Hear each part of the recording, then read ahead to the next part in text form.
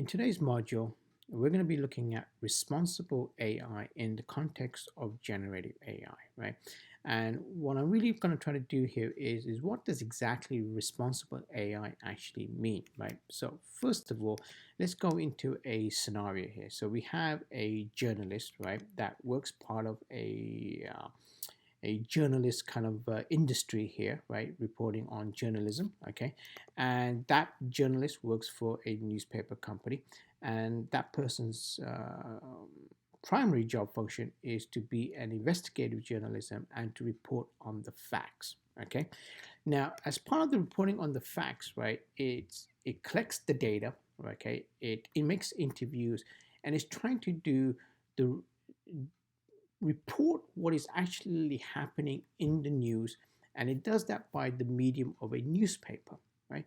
Now, where the responsibility or where the responsible journalism comes in is that that journalist needs to make sure that all the facts are gathered correctly and that they're reporting the news in an objective form in which there's no bias or there's no it's not misleading the audiences, but it's doing basically the right thing, right? So that, we want the journalist to do the right thing in reporting the news correctly, backed with facts and objectively. Okay, so that's basically journalism, responsible journalism, right? Now, if we were to map that analogy to generative AI, right?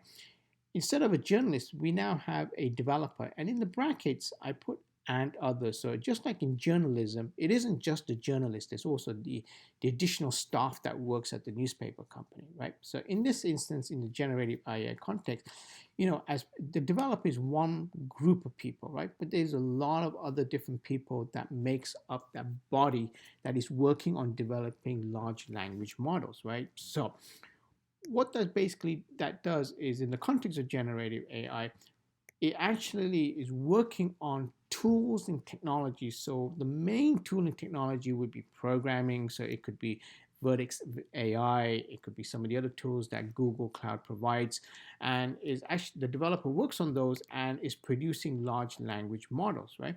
So when we creating a responsible AI system, we need to make sure that the large language models, right, is for example biased, right? So we make these tools objectively, where make sure, like, let's take an example here, right? So let's say an academic institution was going through various students applications, and as part of the scanning, the large language model favored a specific demographic or a geographic region for students, right? So that tool would be biased, right? So what we want to do with responsible AI is make sure that bias doesn't come into the tool, right? And it's a very complicated topic, responsible AI, in terms of there's many, many different attributes associated. But I just wanted in this video just highlight the fundamental concept of responsible AI, right? To make the large language models responsibly and ethically,